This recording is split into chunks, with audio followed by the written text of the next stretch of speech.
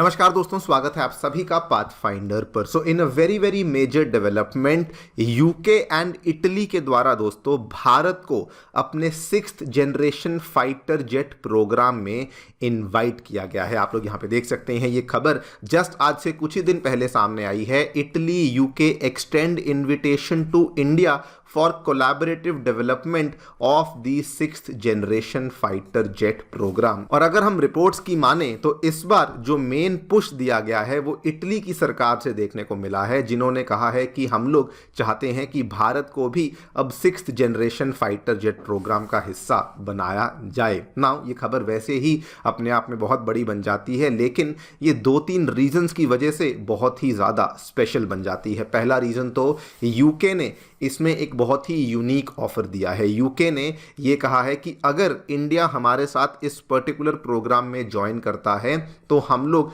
जो भी transfer of technology है वो तो करेंगे ही करेंगे, लेकिन साथ में यूके ने ये भी कहा है कि हम लोग इसके लिए जो open and general export licence है वो भी हम लोग यहाँ पर इंडिया को ऑफर करेंगे। लेकिन जो सबसे बड़ा रीज़न जिसकी वजह से ये खबर बहुत बड़ी बन जाती है, अगर दोस्तों वाकई में भारत इस पर्टिकुलर प्रोजेक्ट में एंट्री लेता है, कोलैबोरेट करता है, तो इंडिया एक एलीट क्लब का हिस्सा बन जाएगा। इस क्लब में बहुत ही कम लोग हैं। फिलहाल केवल चाइना ही है जिसने अपना फाइटर, जो 6th जनरेशन फाइटर एयरक्राफ्ट है, उसको डेवलप कर लिया है। आपने शायद खबर देखी भी होगी, आज से 2 दिन पहले ये वाली खबर भी सामने आई है। उन्होंने बल्कि अपने फाइटर जेट का जो चित्र है वो भी दिखाया है, एंड इवन उन्होंने ये भी दिखाया है कि वो किस तरीके से चाइना में उड़ान भर रहा था। एंड अगर मैं बाकी कंट्रीज़ की बात करूं तो केवल अमेरिका ही एक ऐसी कंट्री है जो कि फ़िलहाल अपने 6th जनरेशन फाइटर जेट के ऊपर काम कर रही है। रिपोर्ट्स कहती हैं कि रूस भी काम कर रहा है, जर्मनी भी काम कर रहा है, लेकिन उन रिपोर्ट्स के बारे में कोई ज़्यादा जानकारी सामने नहीं आई है। सो फिलहाल इस क्लब में केवल 2 ही लोग हैं, और अगर इंडिया यूके और इटली के इस न्योते को एक्सेप्ट कर लेता है तो इंडिया भी इस एलीट क्लब का हिस्सा बन सकेगा। बात करेंगे दोस्तों इस पूरी डेवलपमेंट के बारे में, क्या है एग्जैक्टली यूके और इटली का न्योता, क्या है उनका प्रोजेक्ट, क्यों उन्होंने भारत को इन्वाइट किया है, and should India accept the offer और नॉट, इसके बारे में चर्चा भी करी जाएगी। आइए शुरू करते हैं मेरे साथ। मेरा नाम है अनिरुद्ध। यदि आप लोग हमें फॉलो करना चाहते हैं, हमारे लेक्चर्स के अपडेट्स को प्राप्त करना चाहते हैं, तो यहाँ पर दिए गए टेलीग्राम चैनल्स के माध्यम से ऐसा कर सकते हैं। दोस्तों आगे बढ़ने से पहले आप सभी को बताना चाहूँगा कि अनअकैडमी ने अपने 9 साल पूरे होने के उपलक्ष्य में अपने सभी ऑफलाइन सेंटर्स में जीएस कोर्सेज के दाम अब गिरा दिए हैं। आप लोग इनमें जाकर के एनरोलमेंट कर सकते हैं at a very competitive price of 59,999। हमारे जो सेंटर्स हैं वो नई दिल्ली के करोल बाग एवं मुखर्जी नगर, साथ में वो उत्तर प्रदेश के प्रयागराज और बिहार के पटना में आ चुके हैं। इन सभी सेंटर्स में जीएस कोर्सेज के साथ साथ आपके लिए हम लोग CSAT, essay writing classes, current affairs coverage and test series जैसी सेवाएं अवेलेबल करवा रहे हैं। कोई भी आपको डाउट है, कोई भी क्वेरी है, आप लोग हमारे सेंटर्स को विजिट कर सकते हैं या फिर सीधा नीचे दिए गए इन फ़ोन नंबर्स पर फ़ोन भी कर सकते हैं। Free study material, Unacademy monthly magazine जैसी चीज़ों को पाने के लिए आप लोग हमारी नई ऐप को डाउनलोड कर सकते हैं, और इसका लिंक भी आपके लिए डिस्क्रिप्शन बॉक्स में नीचे दिया गया है।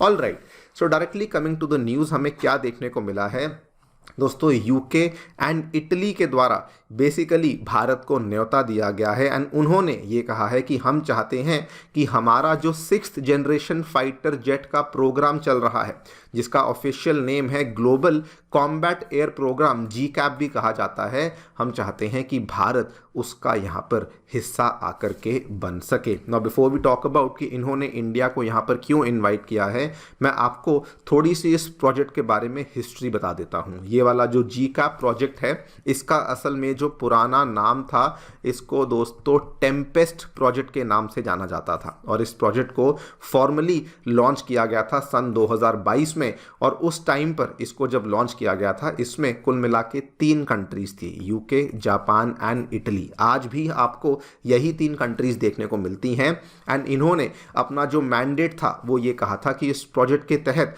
हम लोग एक नेक्स्ट जनरेशन का कॉम्बैट एयरक्राफ्ट एयरक्राफ्ट रेडी करना चाहते हैं, यानी कि हम लोग एक 6th जनरेशन का फाइटर एयरक्राफ्ट यहाँ पे तैयार करना चाहते हैं। और इसमें भी इनकी 3 अलग अलग कंपनीज थी, जापान की जानी मानी मित्सुबिशी हेवी इंडस्ट्रीज, इटली की जानी मानी लियोनार्डो इंडस्ट्रीज एंड ब्रिटेन की जानी मानी BAE सिस्टम्स यहाँ पर मिलकर के इसमें काम करेंगे। एंड द रीज़न कि ये लोग मिलकर के यहाँ पर काम कर रहे थे, इनका ये मानना था कि एक तो हमारी जो टेक्नोलॉजीज़ हैं वो तो हम लोग आपस में शेयर कर ही सकेंगे, लेकिन मोस्ट इम्पॉर्टेंटली इसमें जो फाइनेंशियल बर्डन है वो भी तीनों कंट्रीज़ में यहाँ पे स्प्रेड हो जाएगा, जिससे कि किसी एक कंट्री के ऊपर इस चीज़ को लेकर बहुत ज़्यादा जो दबाव है या बहुत ज़्यादा जो प्रेशर है वो नहीं आ पाएगा।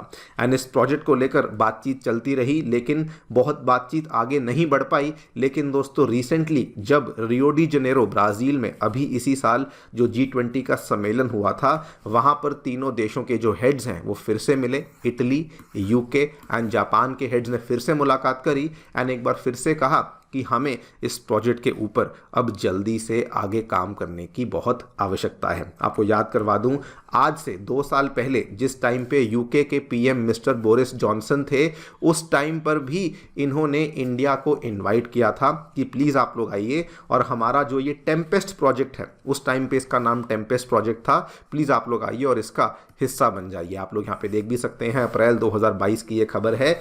लेकिन उस टाइम पे इंडिया ने इस प्रोजेक्ट में हिस्सा लेने से इनकार कर दिया था। इंडिया का यहाँ पर रीज़न ये था, असल में उस टाइम पे रशिया यूक्रेन के बीच में जो युद्ध था वो अभी शुरू ही हुआ था एंड यूक्रेन को लेकर इंडिया एंड UK के जो व्यू पॉइंट्स थे वो बहुत अलग थे।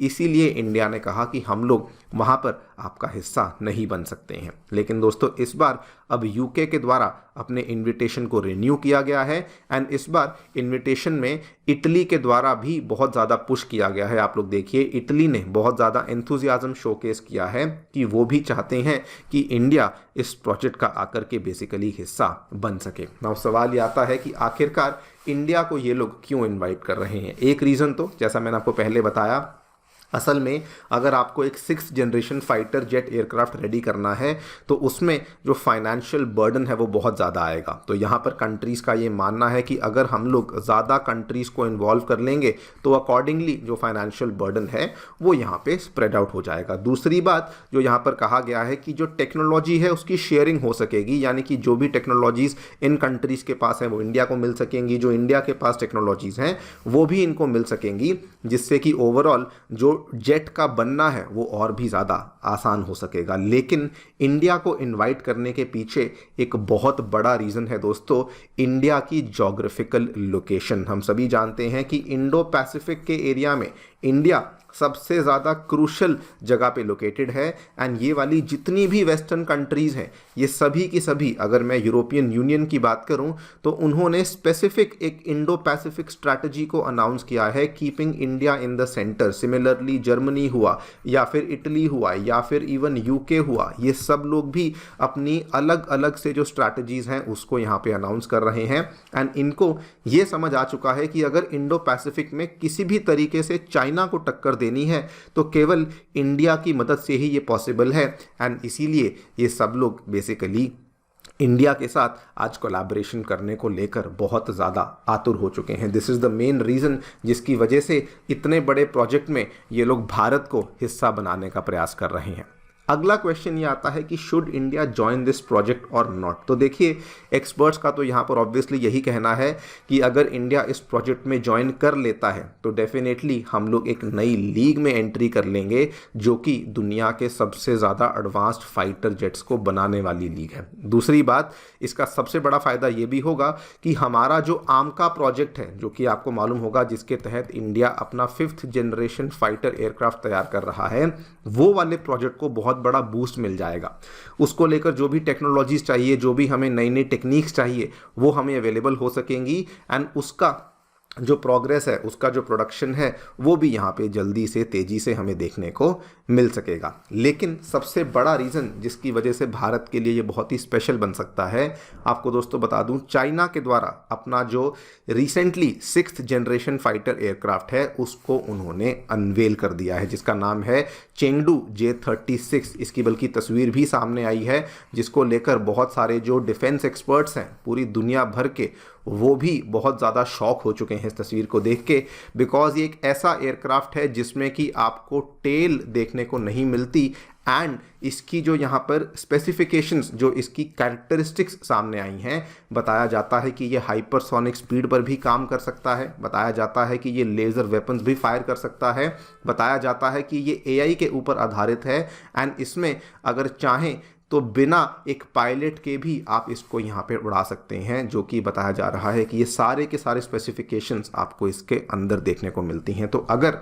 इंडिया वाकई में इस पर्टिकुलर प्रोजेक्ट में एंट्री लेता है, यूके इटली के साथ काम करता है, तो इवेंचुअली हम भी एक पर्टिकुलर टाइम पे जाके इस तरह का फाइटर जेट यहाँ पर तैयार कर पाएंगे। देखते हैं क्या होता है। आपकी क्या राय है, हमें डेफिनेटली बताएं कमेंट सेक्शन में। Thank you so much for listening, stay tuned and